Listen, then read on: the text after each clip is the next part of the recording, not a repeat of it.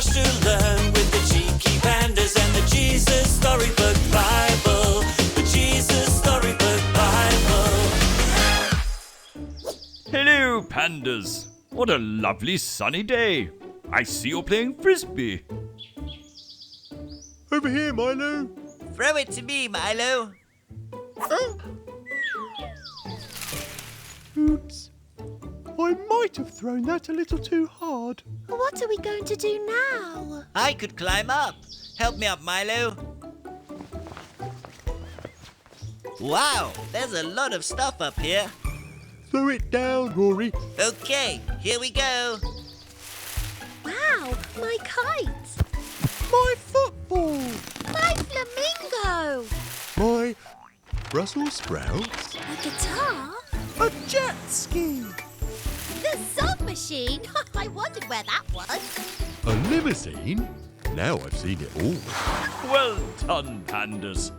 What wonderful treasures you found. I didn't expect to find all this stuff just by climbing a tree. This reminds me of a story of someone else who climbed up a tree, and what he found changed his life forever. Would you like to hear it? Yes, please. Then let's open the Bible together.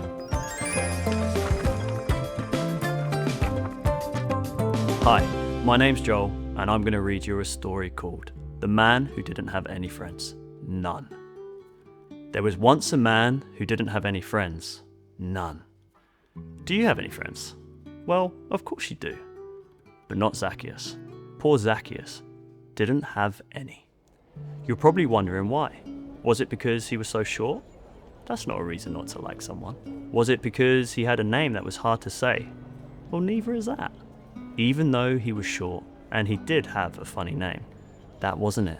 No, people didn't like Zacchaeus because he stole their money. Zacchaeus collected taxes. Taxes were what people paid to the king, but Zacchaeus took more than he was supposed to keep the extra money for himself, and made himself rich. Everyone knew that he was up to it, and it made them very cross and grumpy. They didn't like Zacchaeus one bit.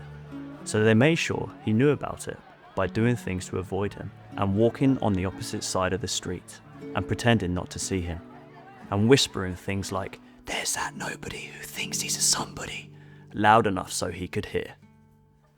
Anyway, one day, a huge crowd gathered by the road. Jesus was coming to their town, and everybody wanted to see him. Zacchaeus wanted to see Jesus too, but everyone was too tall. He tried jumping up and down, but that didn't work. He couldn't see a thing.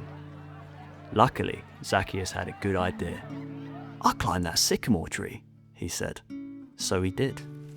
He was surprisingly good at climbing trees for a man who was so unusually short that he had to take a flying leap just to get into his chair in the morning.